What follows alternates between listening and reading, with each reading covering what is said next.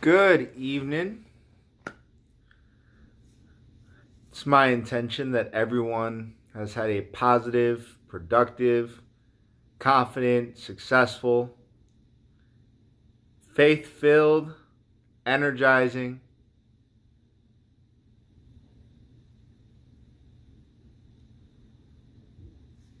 and abundant day. See, the word abundance and gratitude, they go so hand in hand. We need to have that awareness and that appreciation for what we do have. Because again, what we give is what we receive. So when we give abundance or when we give gratitude, we have no choice based on the laws of the universe but to receive more to be grateful for. Give gratitude, receive more to be grateful for.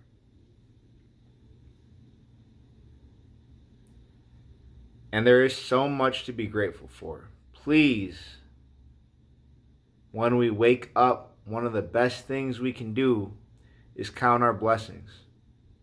There's so many of them.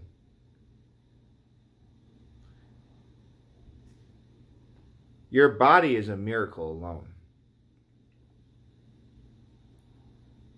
What's going on in here, this vessel that you're borrowing so that we can observe nature, incredible. Almost incomprehensible. I'm not sure if that's a word, however, I believe that you know where I'm trying to go here. Hard to comprehend everything that's going on here. And yet, we look at it and we say, wow, what simple perfection, without knowing what allows us to lift our finger. No idea how I have the ability and the choice to do this. Why do I have the choice to do that? Remarkable. So, with that in mind, we also have the choice as to what thoughts we have. And again, our thoughts produce our reality. So I'm going to wrap up this faith, belief, couple day string that I've been on by sharing with you a small excerpt out of Breaking the Habit of Being Yourself by Dr. Joe Dispenza. If we focus on an intended future and then plan how we will prepare or behave, there will be a moment when we are so clear and focused on that possible future that the thoughts we are thinking will begin to become the experience itself. Once the thought becomes the experience, its end product is an emotion. When we begin to experience the emotion of that event ahead of its possible occurrence, the body, serving as our unconscious mind, begins to respond as though the event is already unfolding. Layman's terms, keeping it simple here. Think about your ideal future so much that it feels real, because it's the thought plus the feeling that creates the reality. It's not the thought alone. Positive thinking without feeling does not work. Again, the example that I gave previously, to create a hamburger, you need the bun and you need the beef. If you have just the bun, that's not going to be a hamburger. And if you have just the beef, that's not going to be a hamburger. You need both. So same here. We need the thought and the feeling to create the desired event. However, that also creates an undesirable event if we focus on what we don't want, which is why worrying is useless, because now we are putting our attention and our focus and our intention on something that we don't want to manifest. Yet, if we think about what we don't want, and we have that feeling of anxiety or that feeling of sadness or grief or whatever negative feeling, that will manifest in our life. Because we had the hamburger, the thought, the negative thought, and we had the feeling, the beef, the negative feeling. And we made a hamburger of despair. And see, the challenge for human beings is that when we're constantly living in these feelings of unworthiness or these feelings of lack, and that becomes our overall presence, our overall state of being,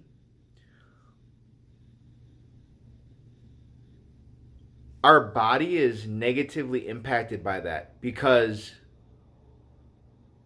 experiencing something quote unquote negative is releasing our fight or flight chemicals in our body.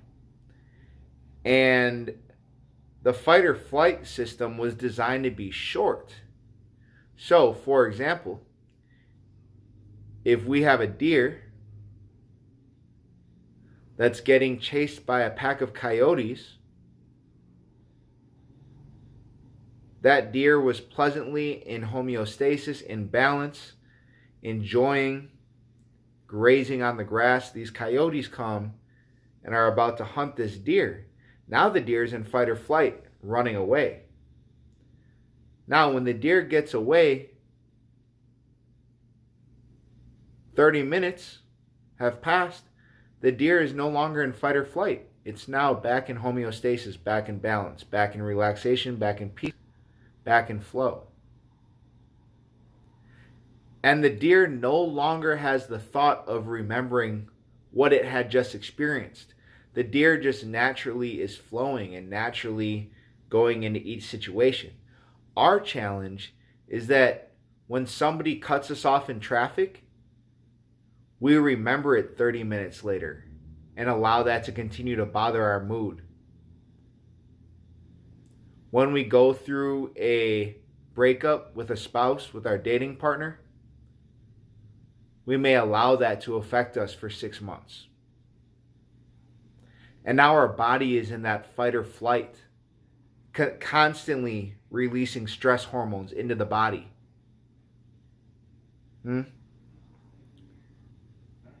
So how can we move on from the thought? How can we move on from the feeling of negativity?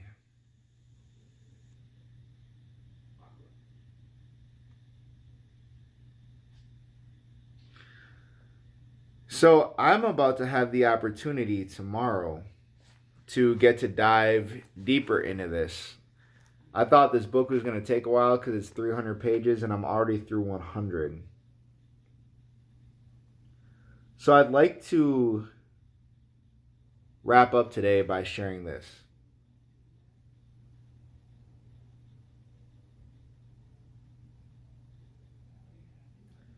The stress response and the hormones that are triggered from being in survival mode, in fight or flight mode, force us to focus on and obsess about the body, the environment, and the concept of time. How long will I be suffering? As a result, we begin to define our self within the confines of the physical realm. We become less spiritual, less conscious, less aware, and less mindful.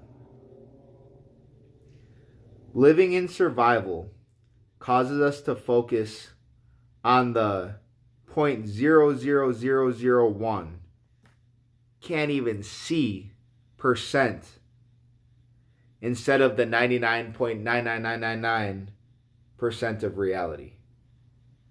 When we live in survival, we are so connected to this ego that we have, this edging God out, this idea of this is me when this isn't you. You are infinite. You are the observer. You are forever. When you die, when this body dies, you still live though, right? Because the you that thinks, the you that feels, the you that expresses is simply using this body as a vessel. Right? When you're no longer able to communicate, when you pass on, when you die, this body will still be about the same for the first however long, week or so. The body dies, you forever live and transform. So when we're constantly living in this fight or flight mode, instead of being able to follow our intuition, we're stressed, following our mind, and focusing on all of our 3D problems and this 5 sensual experience, rather than tapping into and enjoying the experience from higher levels of consciousness. This is not something that I've yet perfected. This is something I'm simply aware of. However, awareness is the first step to awakening. As I recently read that self-love, self-acceptance is the first step towards progress. Because we won't progress until we appreciate ourselves. Otherwise, we don't feel that there's any point. I wish everyone a beautiful, peaceful, loving, confident, kind, giving, gracious, holistic, relaxing, joyful,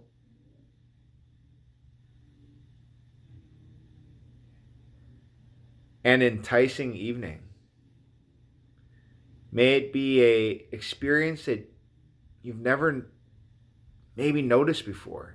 To take the time and simply relax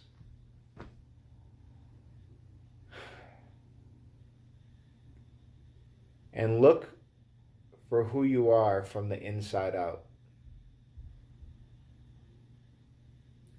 See, the reason that spiritual teachers will share with us to look inside to find ourselves is because the further we go in, the more that we realize that there's nothing there, as we came from no thing.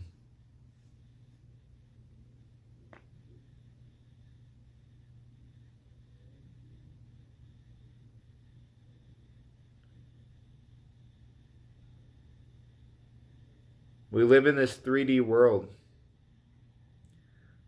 that has all these polarities, left and right, up and down, east, west, in, out, hot, cold, black, white, all these polarities. And yet one place that we can always tap into our true nature is sitting in silence. Because silence, when you try to split silence, there is no polarity. If you cut silence in half, all there is more silence. One love, y'all. Stay up.